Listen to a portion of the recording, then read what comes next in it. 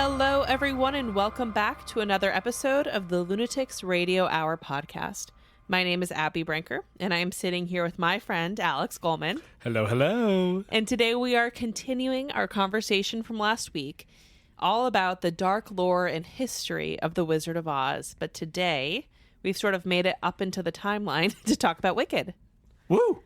Woohoo, here we are. And of course, we cite a lot of sources. They are all in last week's episode and all linked in the description of that episode. So if there's anything, that you want to look into from anything that we brought up, all of the source material that I used during research is available in that episode. And I would also encourage you to listen to that episode before you listen to this one, because we talk a lot about the production of The Wizard of Oz from 1939, the books by L. Frank Baum, and so much of kind of what led us to this moment. So before we get into Wicked, which is, of course, there's so much to say in the theatrical and cinema version, first we want to talk about The Wiz, which is another musical version of The Wizard of Oz, and one that has, as we've been saying about all of these, but has a very specific message and point. There's a movie version of The Wiz, right, which was directed by Sidney Lumet and came out in 1978, which was based on the 1975 play of the same name.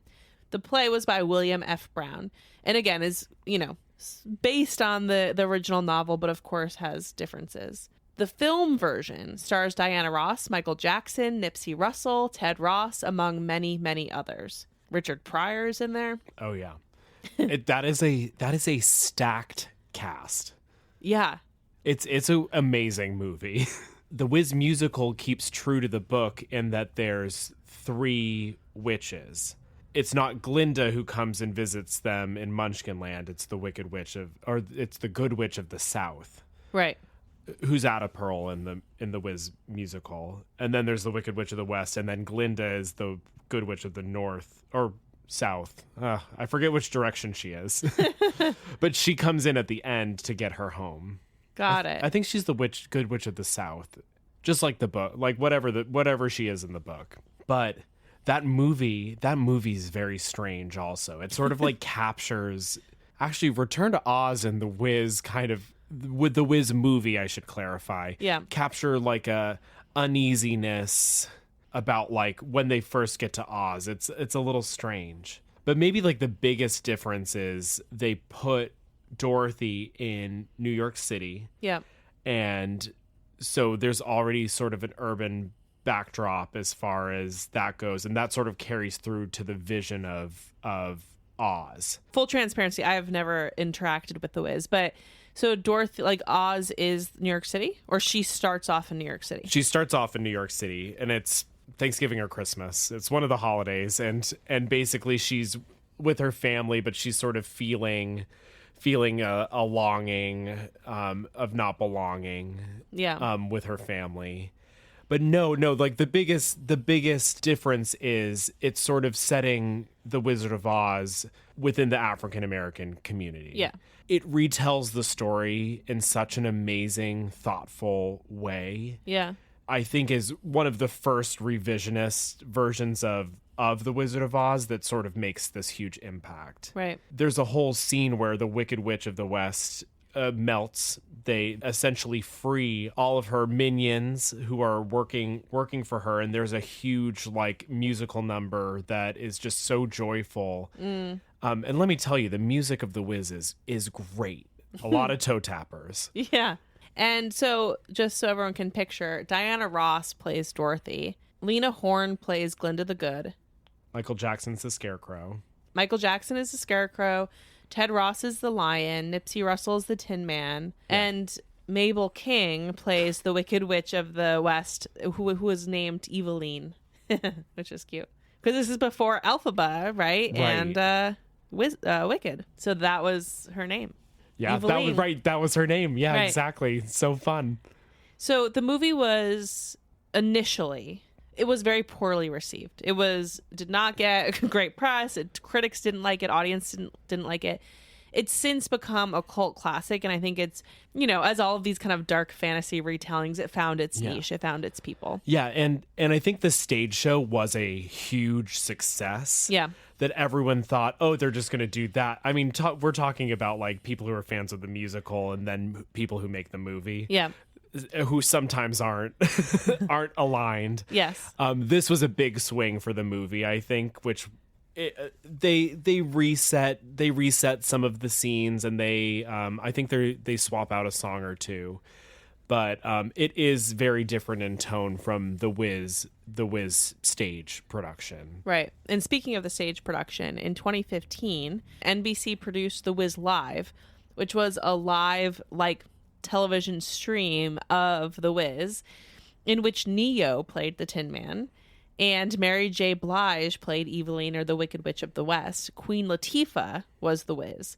And that, I think, is something that's going to be top of my list to watch after this. Oh, please do. It's wonderful. We're talking about universal themes. Like, The Wiz is the Wizard of Oz. Just like Wicked, it's like an added emotional depth. Right. You've probably heard the big song from The Wiz, right? Like, when she sings Home, where it's called Home. I'm sure that I have. It's like this amazing, iconic song. And it comes at the end. It comes at the end of the story. So she's like saying goodbye to all the friends that she makes, and she's about going home and about it's just, there's a lot more like depth to like all the characters. Well, let alone Diana Ross is fully like 25 or like 30. Right. I mean, this is in the 70s, right? She's like 30. Yeah. Yeah. So fun. Yeah, I would I feel like you would have a good time watching the Wiz movie. Great, I will. I'm excited too. It's so strange, but like it is, and Diana Ross is a little annoying, but like she's just like she cannot act at all. Yeah, and I find her singing annoying. Like she's hot take. Like she's not like a great singer, right? Like she's great at doing what she does. Yeah, right. Like she's a great performer. Yeah, and she kind of like does a little soft thing, like when she's singing. Talk about like learning how to sing musical theater again. Like it's a different thing. You kind of have to wail in the Wiz. Like you have to be able to like really frickin' sing your face off, and she like can't. You know, like she has a nice voice. Yeah. Right? You're just like, oh, I wish someone was really like singing this. Yeah, yeah. Like Jennifer Hudson. Yeah. No, you talk like Queen Latifah. Right. Mary J. Blige. Right. You're like, those are people who can like really give it to us. Yeah. Yeah. Yeah. Okay. That's just how I feel. But So, Alex, I think this will be a fun fact that you'd be interested in. Do you know where The Wiz was filmed? I don't. The Wiz was filmed in Astoria Studios. Wait, in Queens, New York. Yep. I guess that makes sense. And and like the New York State Pavilion, which is from the World's Fair in Queens, but they used a bunch of different New York City, areas for like external stuff. But it was filmed in Astoria Studios. Yeah, it is a love letter to New York City after. When you take a step back and you look at where everything is, it's pretty cool that it's, New York City. Yeah. So Quincy Jones also worked on this movie as sort of a musical, consultant, and just made sure he had eyes on things. He later came out and said he at first didn't really want to work on this, but he did it as a favor to the director, who was a friend. He's like, don't tie me to this, please. But it was the first time he ever worked with Michael Jackson, and then he would go on to produce 3 of his albums later, including Thriller. Wow, cool. Speaking of horror. Speaking and horrifying people. Yes. In 1995, Wicked, The Life and Times of the Wicked Witch of the West was published.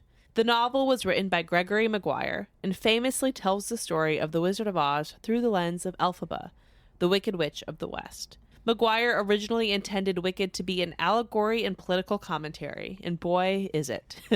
The book explores themes of fascism, racism, and propaganda. And again, I think we talked about this a little bit last week, but I just feel like it's incredibly poignant and well-timed that these movies are coming out now, and there's this new energy around Wicked when it feels so blatantly similar. Some of the points and messages of the book feel so relevant. Yes, exactly. Yeah. Relevant to this moment. I know it goes to show that even when he was writing it in the 90s, it must have felt pretty topical then. And unfortunately, some of those themes are still prevalent, if not even more so for us on our day-to-day. So, I mean, the fact that it's still relevant certainly feels like it's hitting home. Yeah. I mean, just to be incredibly blatant about it, you have, in Wicked, you have a separate group of beings, in that case animals, that are being abducted and removed and dissolved from society. And again, it just feels like incredibly relevant. Yeah, othered. Othered, exactly. Wicked also calls into question how we understand good and evil, and to your point last week, the middle ground between those two things, and that all of us can have many different versions and many different things to learn. Personally, I think Wicked is a brilliant work of fiction. It takes a story that so many people know and love and totally flips it on its head. And by doing so, Maguire encourages us to take a deeper look, to be weary of trusting authority blindly, and to not take things at face value. I actually think it's incredible to take, like the first time I experienced Wicked when I read the book, or when you see the play for the first time, or even when people are, maybe about to see the movie or saw part 1 and they're about to see part 2. I remember the feeling of being like, oh, for my whole life, and not that it was a big part of my life, but for my whole life, I thought of this story this way. And now I'm thinking of the story in a different way, and how powerful that felt to me at the time. The first encounter you had with something that like flipped this story that you know and love so well on its head, and it follows all of the canon, and it does so still, right? Oh, absolutely. Do you know what? Do you know what's weird, and something that we talk about now is there are kids who grow up and the first thing they learn is Wicked.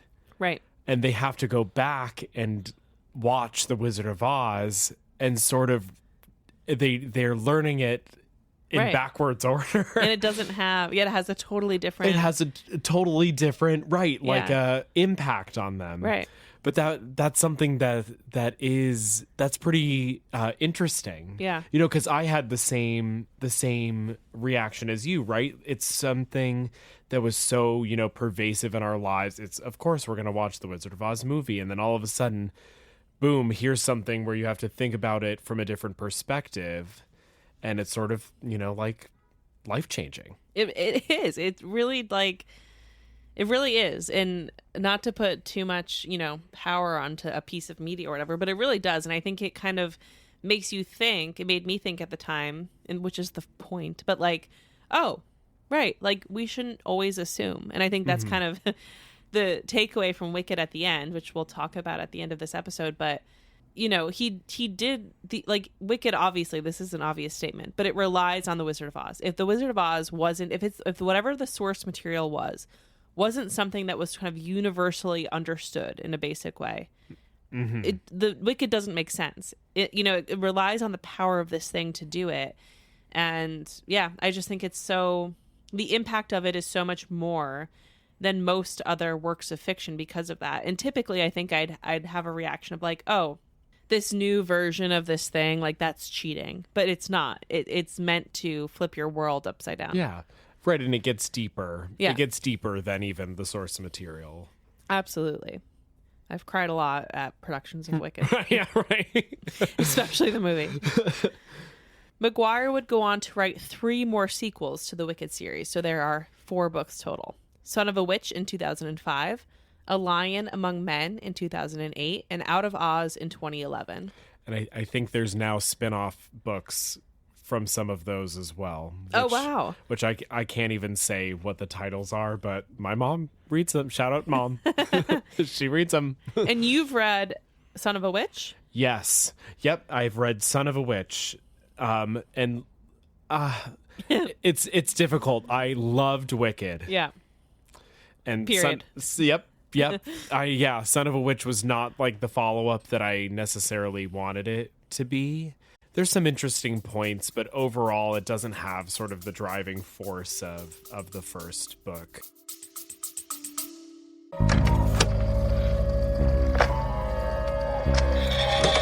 Have you ever listened to an episode of Lunatics Radio Hour and thought, man, I'd love to wear a shirt or carry a tote bag that represents my interest in this very niche topic? I know I have. If you're in the market for a doppelganger-themed tank top or a Bloody Mary tote bag, we've got you covered. Head to lunaticsproject.com and click on merch to browse our haunting and highly specific merch store. Yeah, fair.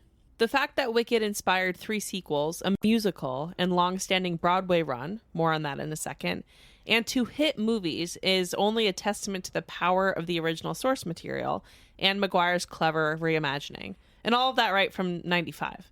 The Wizard of Oz has been transformed into something incredible so many times. It's such a rare thing for one book, right, from 1900 to have been reimagined so successfully over and over again.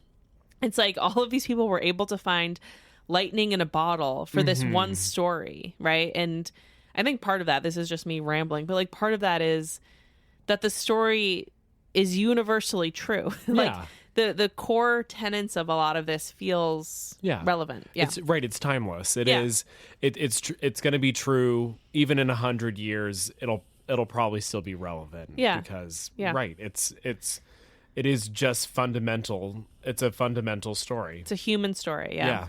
Wicked the musical opened on Broadway on October 30th, 2003. So 8 years after the novel came out. The book was by Winnie Holtzman. Music and lyrics were written by Stephen Schwartz. The musical is based on, of course, the book by Maguire, but it differs from the source material in major ways. Stephen Schwartz specifically wanted a warmer version of the story than the novel.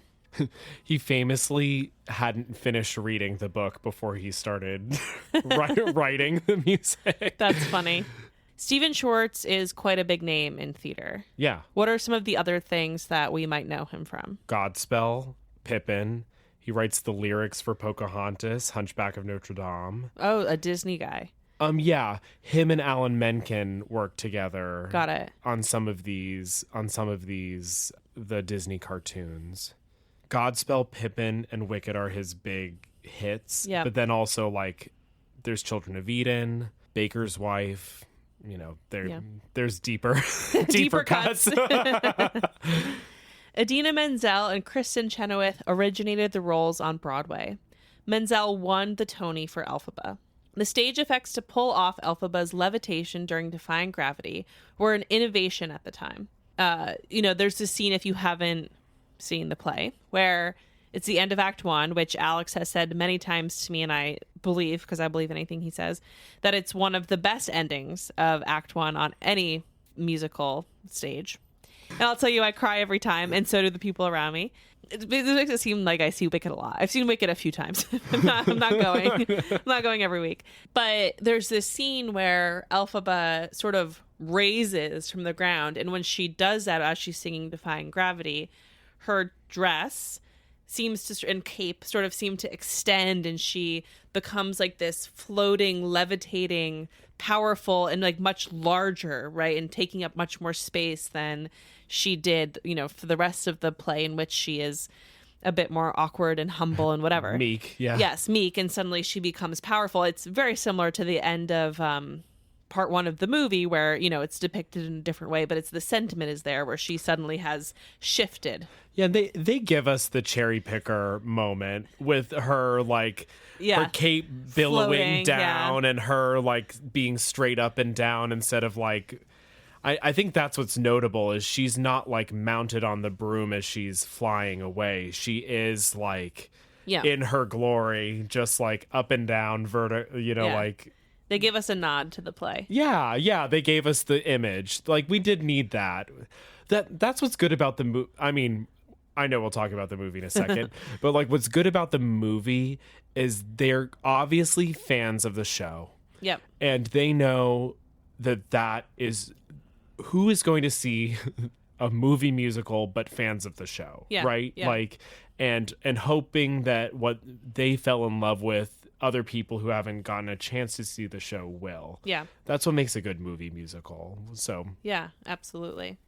Alex and I actually this year were able to go backstage at Wicked, and we saw there's this piece of the floor that comes up, and we saw kind of the device, I guess, that Elphaba is strapped to while she's levitated.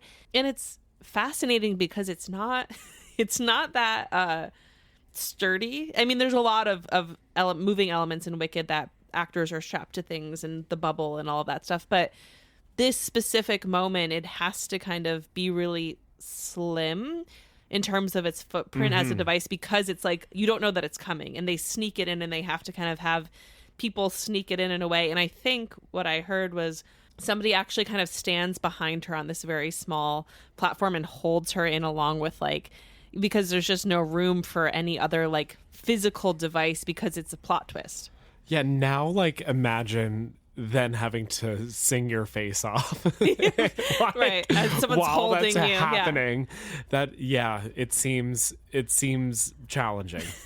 Yes, it does seem challenging, but very successful for the audience. Yeah, very definitely moving, impactful. Yes.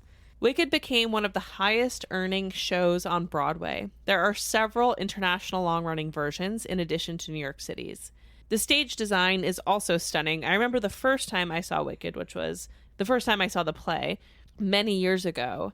Like when Glinda comes down in the bubble like device, which I don't know if it even is a bubble, but it's like a metal kind of bubble. Yeah, it's like the clock pendulum. Right, it's like a steampunk version of the whole thing. I know the whole thing is very steampunk, which it was just cool. very cool. And I was like, oh my God, like that was the first time I'd seen a Broadway musical where I was like really floored by the set design. Like it felt, and this was again 10 years ago, or no more, this was like 15 years ago. It felt incredibly innovative and impressive for the time. I was like, whoa, this is hardcore.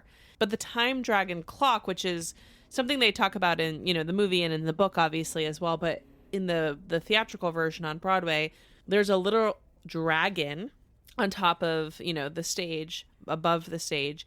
And the Time Dragon clock is kind of around the stage.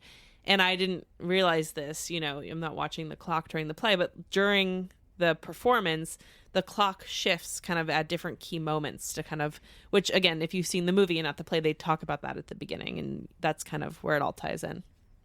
In 2024, our lives would change forever. No, in 2024, for good. Part 1 of the 2-part film adaptation of Wicked was released. The film is based on the musical, less on the book by Maguire. It's pretty much, with some exceptions, but pretty much a beat for beat remake of the musical. Yeah, some enhanced moments. Yes, it's a little bit longer, filled out. Yeah, it's filled out. Yeah. Wicked was directed by John M. Chu and stars Cynthia Erivo and Ariana Grande as Elphaba and Glinda. Stephen Schwartz added new songs to the cinematic version of the story, which I think are fun. Cynthia Erivo and Ariana Grande insisted on singing live on set instead of lip syncing, which is kind of standard for when you're filming a musical, both to better connect the emotion of the scene, but also to honor the actors who played these roles live on Broadway. So I think this is like a similar example to the Easter egg of Elphaba being vertical, and also like Kristen Chenoweth and Idina Menzel are in this movie. Like they do a lot for the Broadway fans for sure. Erivo even sang live when she did her own stunts, which she did mostly all of her own stunts, and flew on wires across the set, which meant she had to adjust how she breathed during performances. And of course, Ariana Grande, they've both, I feel like we don't even need to talk about any of this because, they're out there in all these interviews. Everyone knows what's going on. But Ariana Grande also had to pretty dramatically learn how to sing differently for this role. And right. They both did a lot of physical work on their voices, and with the Cynthia Erivo kind of being flung around set and needing to breathe and sing live all at the same time is a pretty intense combination of things. Yeah, it totally pays off. You can totally tell when you're watching a movie and they aren't singing. Yeah. Right? We all know what people look like when they sing. Yeah. And it's kind of obvious when someone is not doing it. It just looks better when you're doing it. So it's a smart move, I think. Yeah, I also think it's kind of similar. Again, I think Wicked is very good at invoking a emotional response from audiences. And I think part of that is, we can roll our eyes a bit at their off-screen friendship, even though I don't. I think it's beautiful, but some people do. But I think you can tell the connection that they have and their chemistry during their performance, and you can tell, to your point, doing something like singing live on set, it adds so much emotion to the scenes, and I think they're performances are more authentic for it. It reminds me a little bit of, I have a friend who's a composer who said, okay, if you have a score that's made with digital instruments, like it could be really, really good. But if you have a score that's performed by an orchestra, even if it's in a film, right? Not live, but you have a score that was recorded by an orchestra live, that will make you cry. Yeah. And it's like that difference that might be imperceptible to, an everyday person, but that's where you find like pockets of deep emotion, especially when you have such a good script and story and all that stuff. Well, it's genuine. It's the same as we're talking about when we're talking about the CGI versus like the right, yeah. sets. The practical effects, yeah. It's genuine. Yeah, Yeah. there's something about it that feels a little bit more real. Yeah. You can connect to it a little bit more. Yeah. You're right, even though the story is about a wicked witch and a girl in a bubble, like Right. you could still find yourself in it a little bit. Yeah. Yeah. Erivo, and I didn't know this actually, also had to wear prosthetic fake ears on set to cover up her own piercings. She has a lot of them. So not only is she whipping around, right, singing live and breathing, and she's wearing fake ears. That's so good. Yeah. That might help you get into character. Yeah. Just a little bit, just a little something. I mean, let alone like getting painted and all of that. Yeah. But just a little something to make your transformation complete.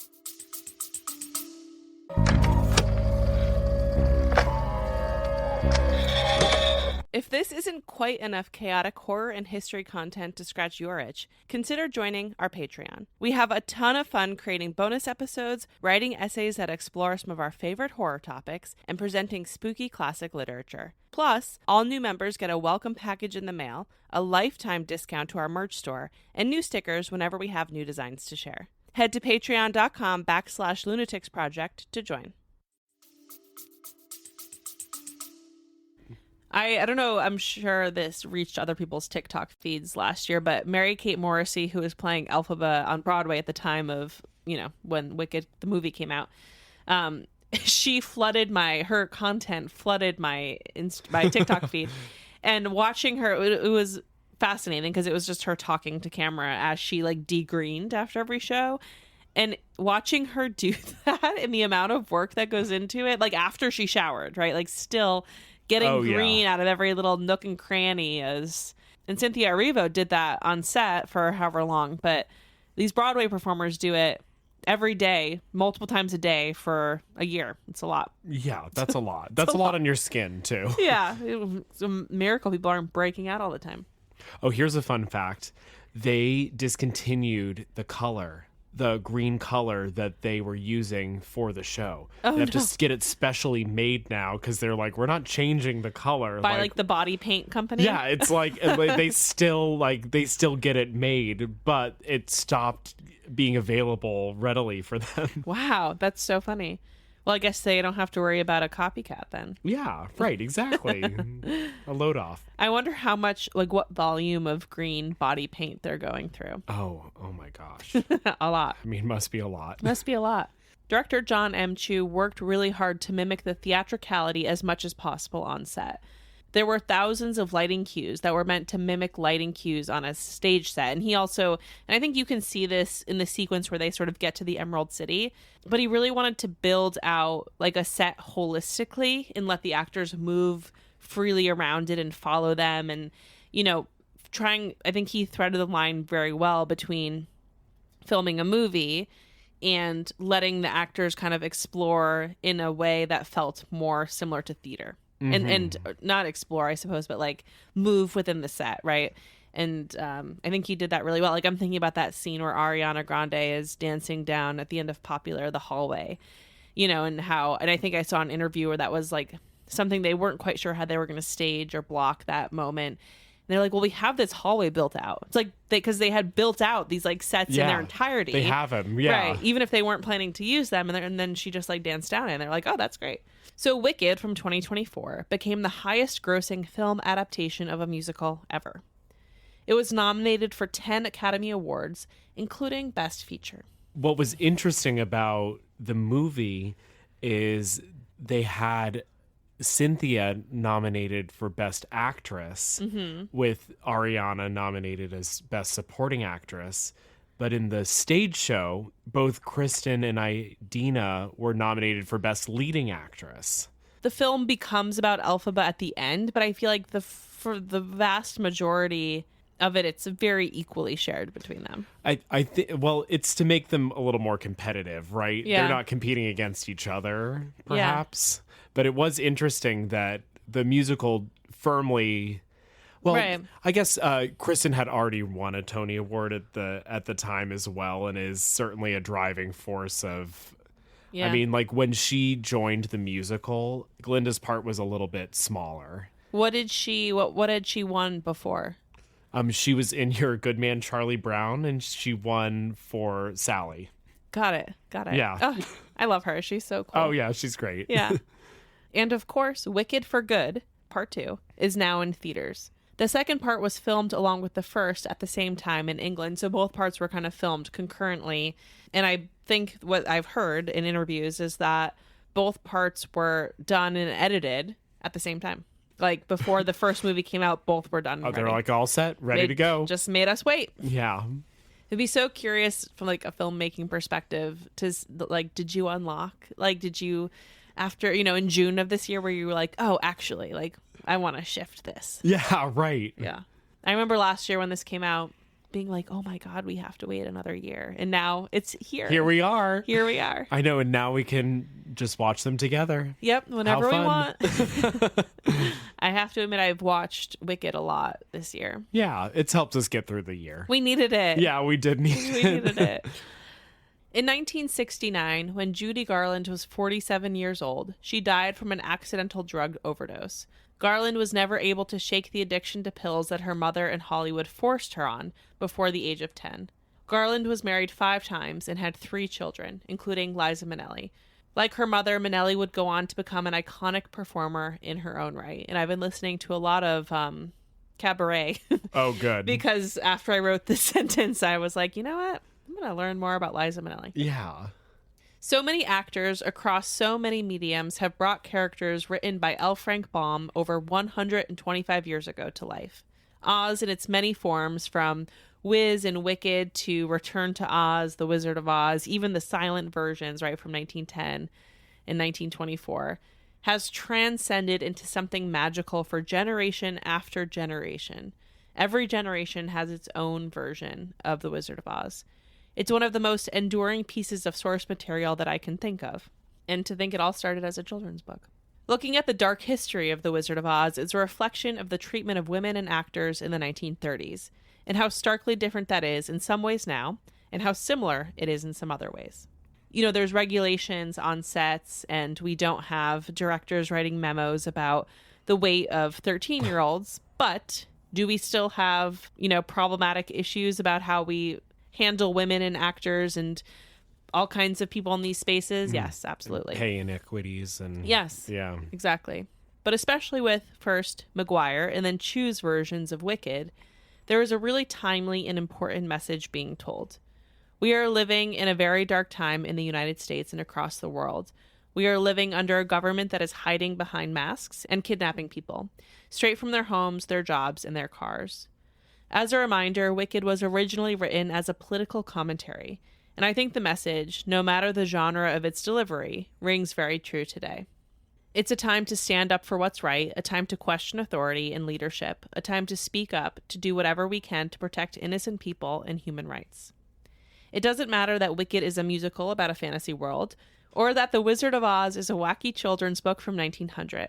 It endures because it is relevant, because there is something for us to connect and to feel. And that is the truth behind the dark history and lore of The Wizard of Oz, one of the most everlasting and popular stories for generations and generations.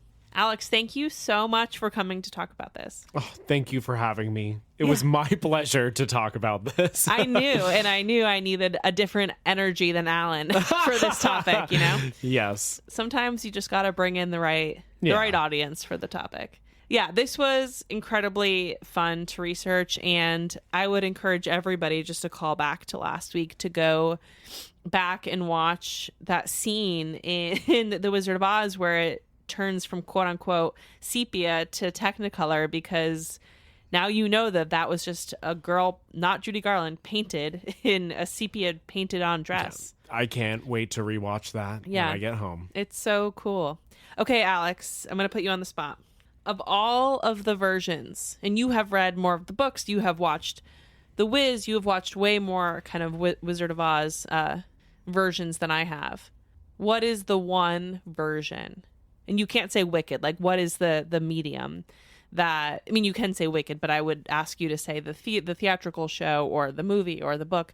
Like, what is the version of this story that if you had to take one with you in life that you would take? Oh my God. I know. It's hard. Right. It's a little difficult, like, not to pick the movie, mainly because that's my intro to it. Right. But, like, if we're going to talk about, like, what I myself personally, like, what I go for, it's got to be, like, the stage show of Wicked. Yeah. It is kind of, like, to your point, at the end of Act 1, Defying Gravity, the energy of people just jumping up being like, those people just did that right here in the same room as me. Yeah. I don't know. The songs are bops. It's a great time. I don't know. Yeah. That's my answer, non-answer. No, that's fair. Yeah. You gave me something for sure. Yeah, I mean, I'll say this. When I am at almost any kind of Broadway show, I find it hard not to be moved to tears because you're like, even if the show's, critically not amazing, I get overcome by the emotion of being like, I am in the presence of these people who are doing this thing. And it is so impressive. And there's so much talent and work that goes into it. And so my first answer to that question was going to be, again, just being really hard to peel myself away from the original movie. Yeah. But in this moment and time, Wicked Part 1 was so transformative for me, I feel like. Like, I think it did something to, like, I just remember even our friend Peter, our sweet friend Peter, I remember him saying, wow, like, my daughter is gonna get to grow up with this movie. Like, even Peter, who's like, not particularly into like musicals and whatever, was so moved by the movie. I think it just had such an impact on me and so many people. But yeah, there is something to being in the presence of of a performers at that level. I know there's something theatrical about the Wizard of Oz that like begs you to see people like doing it. Yeah. There's I love the books and I love reading it and I really do find reading is a passion of mine. Yeah. But there's something about the story that begs to see it acted. Yeah, I think that's fair. Well, as always, thank you so much for being here. It has been the delight of my week to chat with you about this. And yeah, I know maybe especially in today's part 2 episode, it wasn't quite as horror based, but listen, this is our podcast. We're going to talk about what we want to talk about. I want to talk about Wicked and the Wizard of Oz. We had things to say and here's a platform for us to say it. Yeah. Plus, listen, it's about a witch, so no matter what, we can't go wrong. There's always a place for witches on this podcast. Always. Actually, the first episode you were ever in, do you remember? It was an episode called Men Can Be Witches Too. Oh, yeah. And I beg of you no one to go back and listen because I'm sure it was horribly cringy at the time. But wow, yeah. You were on a witch episode. Oh, I'm honored to be on this one then as well. You are our outside counsel on witches. Yeah. Okay. Thank you guys so much for listening. We will talk to you very soon. Bye. Bye. Looking for even more creepy content? Consider joining our Patreon for way more content just like this, including bonus episodes and very special deep dives. You can also join us on Discord if you want to stay involved in the conversation and find our video content on YouTube, TikTok, or Twitter, Facebook, Instagram, anywhere you like to get your social updates. And of course, head to lunaticsproject.com where you'll find our very, very spooky merch and links to everything you need to know. Are you upset by our egregious fabrication of facts? Tell us about it on Discord.